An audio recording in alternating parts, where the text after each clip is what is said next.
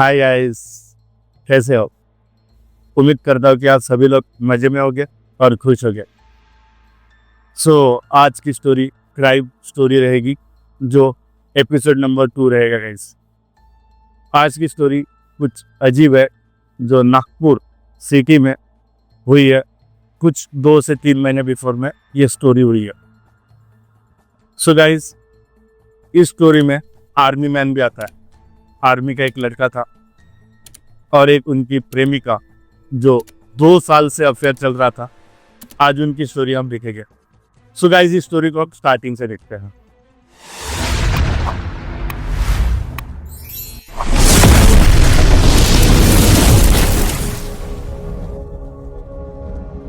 Army का लड़का था। आर्मी का लड़का होने के कारण आर्मी में जॉब करता था गाइस। नागालैंड में पोस्टिंग थी, तो अजय अपनी जॉब को ईमानदारी से करता था। जॉब के साथ साथ अजय नागपुर का रहने वाला था, तो नागपुर में आना जाना अजय का चलता रहता था।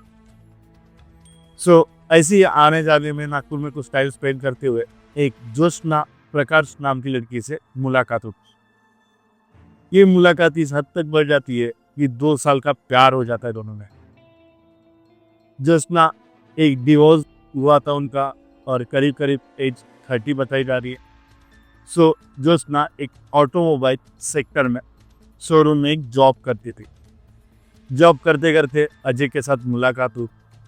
मुलाकात इतनी हद तक बढ़ी कि 2 साल तक प्यार चला, और प्यार इस हद तक बढ़ गया कि जोशना अब सोचने लगी कि हमारी शादी हो जाएगी।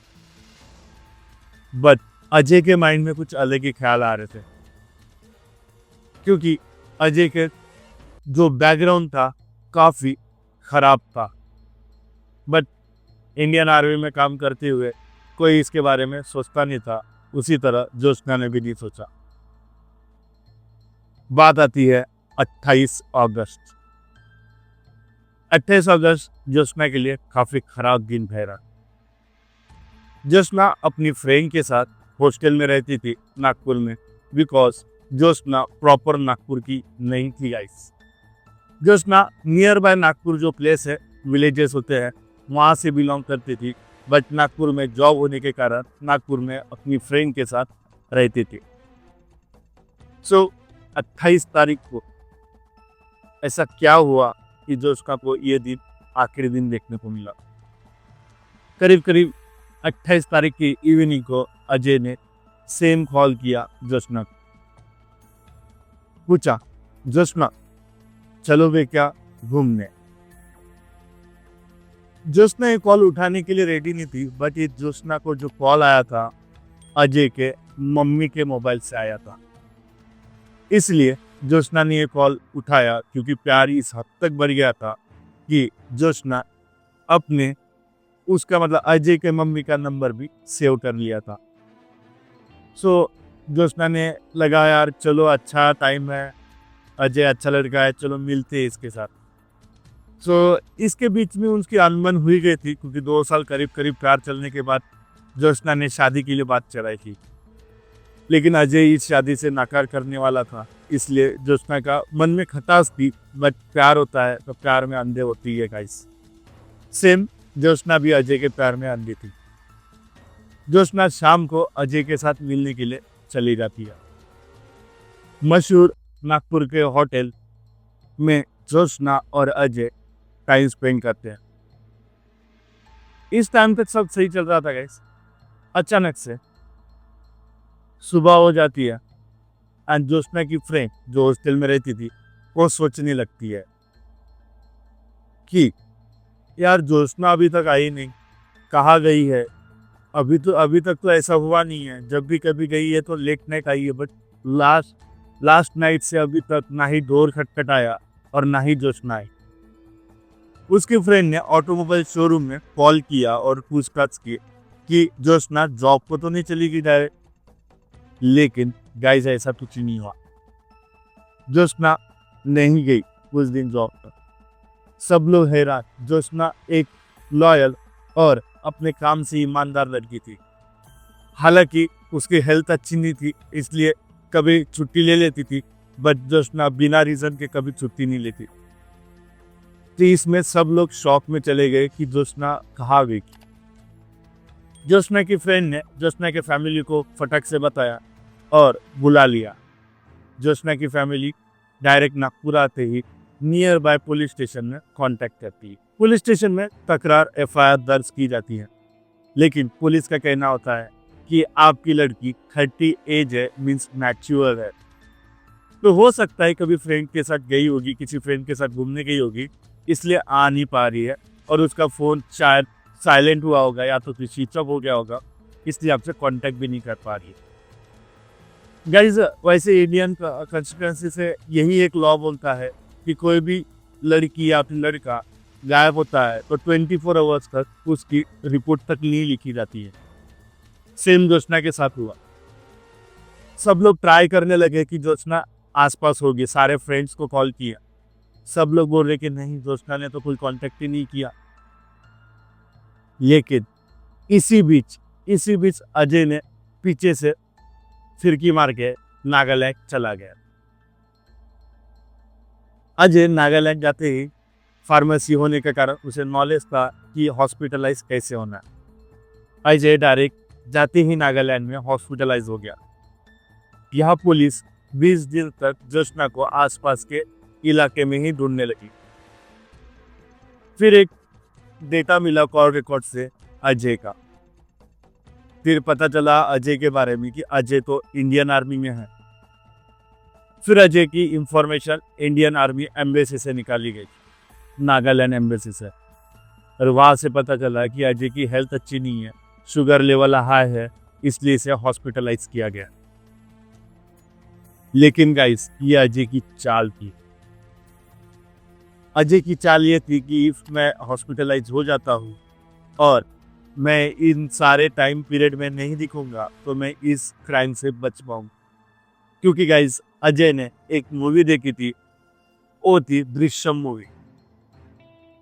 दृश्यम मूवी में ऐसे कुछ होता है गाइस, सस्पेंस के साथ, सारी फैमिली अवेलेबल रहती है तो लाश कहाँ जाती है। सेम दृश्यम मूवी अजय ने देखी थी। तो दृश्यम मूवी के पूरा मायने में प्लान था, उसके प्लान को इंतजार और उसके बिलीव करने के लिए उसने काफी हदें पार की। पुलिस को लगा यार अजय निर्दोष हो सकता है, बिकॉज इंडियन आर्मी में है, देश की सेवा कर रहा है, तो ऐसा कुछ क्राइम नहीं कर सकता। बट पुलिस को शक गया कि यार ये डायरेक्ट ही हॉस्पिटलाइज क्यों हुआ। ये जब हॉस्पिटलाइज होना था तो नागपुर में क्यों नहीं हो पाया, नागालैंड डायरेक्ट क्यों गया। तो फिर पुलिस डायरेक्ट एक्शन नहीं ले सकती गाइस आर्मी पे, तो आर्मी को एक लेटर भेज के, एक रिक्वेस्ट लेटर भेज की है कि अजय जब भी हेल्थ अच्छी हो जाए तो नागपुर पुलिस के कस्टडी में दिया जाए। और ऐसे बीतते बीतते गाइस और 10 से 15 दिन चले जाते हैं और अचानक से डॉक्टर का कॉल आता है। डॉक्टर का कॉल आता है गाइस, और पुलिस को पता चल जाता है इस कॉल से कि अजय हॉस्पिटल से फरार हो चुका है। अब पुलिस का पूरा कॉन्फिडेंस बढ़ गया और अजय की तरफ ही सारे गुना के इशारे जा रहे थे। फिर पुलिस उसे ढूंढने लगती है, आसपास ढूंढती है, और पुलिस को एक शौक और एक अचानक से एक इंफॉर्मेशन आती है कि अजय तो कोर्ट में गया है। कोर्ट में क्यों गया है? उसमें जमानत के लिए। और कोर्ट के याचिका में लिखा गया था कि मेरे पीछे पुलिस लगी है, मेरे पीछे पुलिस लग के गलत आरोप लगा सकती है, इसलिए मुझे जमानत चाहिए। डिस्ट्रिक्ट कोर्ट में गया, वहां से उसे इस जमानत के लिए खारिज की गई। फिर इसने सुप्रीम कोर्ट में याचिका दर्ज की। ऐसे चलते चलते ये याचिका पे बात चल रही थी और पुलिस का ध्यान भी इस रिपोर्ट पे था, तो पुलिस ने थोड़ा पेशेंस दिखा के उसके बैकग्राउंड हिस्ट्री निकाली।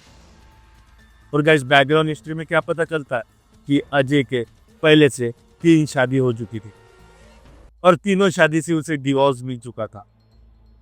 और ज्योत्सना जो थी ये 4th नंबर की थी गाइस। अजय के माइंड से पहले से प्लान हट गया था कि शादी करना है, इसलिए अजय प्लान पे प्लान बना रहा था। लेकिन अजय निकला आर्मी का लड़का और अजय सुप्रीम कोर्ट से भी याचिका में हार जाता है। फिर अजय को लगता है कि पुलिस मुझे पकड़ने से अच्छा मैं खुद पुलिस को सरेंडर करूंगा तो मुझ पे ज़्यादा क्राइम नहीं लगेगा। अजय नागपुर में अचानक से पुलिस स्टेशन आके और बोलता है कि मुझे पता है ज्योत्सना कहाँ है। ऐसा बोल के सारी पुलिस शॉक में चली जाती है। अजय को पूछताछ चालू हो जाती है और अजय बताता है ज्योत्सना को मैं 28 अगस्त करीब रात के 8 बजे पिकअप किया। पिकअप करते हम होटल गए, होटल में कुछ टाइम स्पेंड किया, बाद में ज्योत्सना चली गई। उसके बाद से मुझे ज्योत्सना का नहीं पता चला। अजय ये भी बोलता है कि मैंने ज्योत्सना का कॉल ट्राई भी किया था, बस ज्योत्सना ने मुझे रिप्लाई नहीं दिया, इसलिए मुझे लगा ज्योत्सना अपने डेली लाइफ में बिजी होगी। पुलिस को इस सारे जॉब से सुकून नहीं मिलता है। पुलिस ये होटल का कैमरा देखती है, लॉग एंट्री देखती है, सारा देखने के बाद पुलिस डिसाइड करती है कि अजय तो सही बात कर रहा है। बट गाइस, पुलिस इसे 100% सही नहीं मानती है। अजय के कॉल रिकॉर्ड्स खंगाले जाते हैं और कॉल रिकॉर्ड में गाइस एक बात पता चलती है कि अजय ज्योत्सना को होटल से निकलने के बाद भी ज्योत्सना को लेके वर्धा की तरफ हाईवे की तरफ गया था और हाईवे से अचानक से लोकेशन गायब हो गई। गाइस, ये नागपुर की स्टोरी है और नागपुर की स्टोरी में वर्धा काफ़ी पास में होता है गाइस। और आप जैसे ही नागपुर से वर्धा जाते हो तो जंगल मिलेगा। जंगल के आसपास दोनों की लोकेशन सेम थी, बाद में लोकेशन चेंज हो गई। गाइस, इसमें पुलिस को ये तक पता चला कि ज्योत्सना की लोकेशन कभी पुणे थी, कभी मुंबई थी, कभी एमपी बॉर्डर थी। ये कैसे हुआ? पुलिस शॉक में चली गई। कुछ हद तक तो पुलिस सोच रही थी कि नहीं, ज्योत्सना अभी भी जिंदा है और कहीं घूम रही है। बिकॉज गाइस, इंसान है नहीं है आज के ज़माने में मोबाइल से पता चलता है। बिकॉज मोबाइल ही वो चीज़ है जो इंसान से आज चिपक के रहती है। ऐसे कुछ पुलिस का अंदाजा था और इस क्राइम को पुलिस दूसरे नज़र से देखने लगी थी। लेकिन उनके कस्टडी में अजय भी था। अजय काफ़ी परेशान हो गया और अजय ने अपनी चुप्पी तोड़ दी। अजय बताता है कि हाँ, ज्योत्सना और मेरा मोबाइल जंगल तक साथ में था। इफ आप ज्योत्सना को देखना चाहते हैं तो मेरे साथ चलिए। पुलिस को लगता है आर्मी वाला है, इसलिए काफ़ी होश और कठोर जवाब दे रहा है और इसकी प्रैक्टिकलिटी कुछ अलग होगी और इसकी कोई चाल होगी। फिर भी नागपुर पुलिस उसके साथ जाती है और क्या देखती है गाइस जंगल में, आप खुद देख सकते हो मेरे बैकग्राउंड में। वहाँ पे सीमेंट का, वहाँ पे कंक्रीट का पूरा एक स्लैब बिछाया गया था और इस स्लैब के नीचे वो बोलता है कि ये कंक्रीट के नीचे ज्योत्सना है। पुलिस शॉक में चली जाती है। पुलिस सोचती है ऐसा कैसे हो गया। फिर पुलिस जेसीबी बुला के इस बॉडी को निकालती है। तो गाइस, इस केस को करीब 2 महीने बीत जाने के बाद अब ज्योत्सना के सिर्फ कंकाल बचे थे। फॉरेंसिक लैब आती है। फॉरेंसिक लैब के पर्सन बताते हैं रिपोर्ट में कि ये ज्योत्सना ही है। ज्योत्सना के फैमिली पे काफ़ी गंदी आफत आ पड़ी थी। अजय को फिर सारी चीज़ें पूछती है पुलिस कि यार ऐसे कैसे हो गया, आपने ऐसा क्यों किया। तब अजय अपनी चुप्पी तोड़ के बताता है कि ज्योत्सना को मेरे साथ शादी करनी थी, बट मुझे ज्योत्सना के साथ शादी नहीं करनी थी। इसीलिए मैंने ज्योत्सना को होटल लेके गया। होटल से फिर हम बाहर घूमने निकले। तब मैंने एक टोल प्लाजा पे रुक के पानी की बोतल में नींद की गोलियां डाली। नींद की गोलियां डालने के बाद जोशना बेहोश हो गई और मैंने गला दबा के जोशना की हत्या कर दी। फिर मैं जंगल में जोशना की बॉडी को लेके एक गड्ढा किया और उस गड्ढे में जोशना को गाड़ दी। स्मेल ना आए और इस बॉडी को बाहर कोई निकाल ना पाए, इसके ऊपर से मैंने कंक्रीट का स्लैब डाल दिया। ये सारी बात पुलिस को पता चली। पुलिस फिर एक ही लास्ट पॉइंट था कि जोशना का मोबाइल आज भी पुणे, मुंबई, एमपी बॉर्डर क्यों दिखा रहा है। ये क्वेश्चन अजय को पूछते ही अजय इसका भी आंसर देता है और बोलता है कि जोशना को मैंने जैसे ही गाड़ दिया उसके बाद उसका मोबाइल मैंने मेरे जेब में डाल के कुछ टोल प्लाजा के पास अगेन वापस आया। रात का टाइम था, काफ़ी ट्रक घूम रहे थे और उस ट्रक में मैंने जोशना का मोबाइल रख दिया।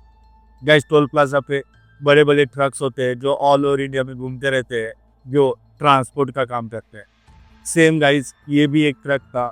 इस ट्रक में अजय ने छुपके से जाके मोबाइल रख दिया और अब ये मोबाइल का जीपीएस ट्रैकर के थ्रू ये मोबाइल ऑल ओवर इंडिया घूम रहा था गाइस, और पुलिस को गुमराह कर रहा था। बट गाइस, पुलिस की नज़र से कोई नहीं बच पाया है। सेम इस केस में भी हुआ।